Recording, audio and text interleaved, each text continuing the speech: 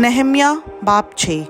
जब सुम्बलत और तूबिया और जश्म अरबी और हमारे बाकी दुश्मनों ने सुना कि मैं शहर पना को बना चुका और उसमें कोई रखना बाकी नहीं रहा, अगरचा उस वक्त तक मैंने फाटकों में कवाड़े नहीं लगाए थे, तो सुम्बलत और जश्म ने मुझे ये कहला भेजा कि हम ओनों के मैदान के किसी गांव में बाहम मुलाकात करें, पर वो मुझसे बदी करने की फ़िक्र में थे।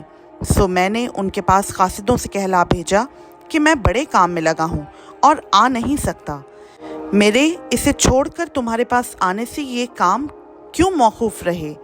उन्होंने 4 बार मेरे पास ऐसा ही पैगाम भेजा और मैंने उनको इसी तरह का जवाब दिया।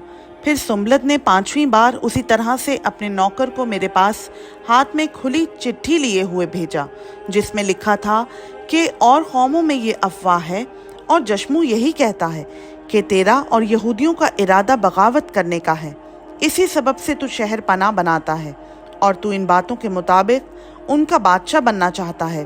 और तूने नबियों को भी मुकर्रर किया कि यरूशलेम में तेरे हक में मुनादी करें और कहें कि यहूदा में एक बादशाह है। बस इन बातों के मुताबिक बादशाह को इत्तला की जाएगी।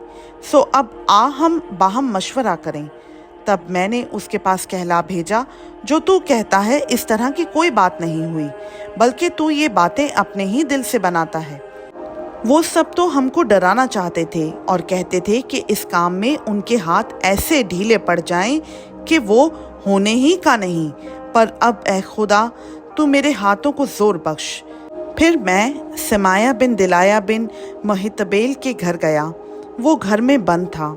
उसने कहा, हम खुदा के घर में हैकल के अंदर मिलें और हैकल के दरवाज़ों को बंद कर लें, क्योंकि वो तुझे कत्ल करने को आएंगे। वो ज़रूर रात को तुझे कत्ल करने को आएंगे। मैंने कहा, क्या मुझसा आदमी भागे, और कौन है जो मुझसा हो और अपनी जान बचाने को हैकल में घुसे। मैं अंदर नहीं जाने का। और मैंने मालूम कर लिया कि खुदा ने उसे नहीं भेजा था, लेकिन उसने मेरे खिलाफ पेशन गोई की, बल्कि सुम्बलत और तूबिया ने उसे उजरत पर रखा था। और उसको इसलिए उजरत दी गई ताकि मैं डर जाऊं और ऐसा काम करके खताकार ठहरूं और उनको बुरी खबर फैलाने का मज़मून मिल जाए, ताकि मुझे मलामत करें। ऐ मेरे खुदा, तूबिया और सुम्बलत को उनके इन कामों के लिहाज से, और 9 ईदिया नबिया को भी और बाकी नबियों को जो मुझे डराना चाहते थे, याद रख। गर्ज 52 दिन में अलूल महीने की 25वीं तारीख को शहर पना बन चुकी। जब हमारे सब दुश्मनों ने ये सुना तो हमारे आसपास की सब कौमें डरने लगीं और अपनी ही नज़र में खुद जलील हो गईं, क्योंकि उन्होंने जान लिया कि ये काम हमारे खुदा की तरफ से हुआ।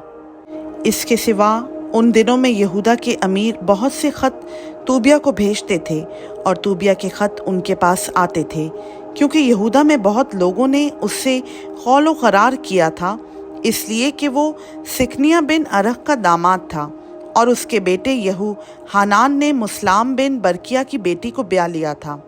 और वो मेरे आगे उसकी नेकियों का बयान भी करते थे और मेरी बातें उसे सुनाते थे। और तूबिया मुझे डराने को चिट्ठियाँ भेजा करता था। खुदावंद का पाक कलाम का पढ़ा, सुना, समझा और कबूल किया जाना हम सबों के लिए बाइस से बरकत हो। आमीन।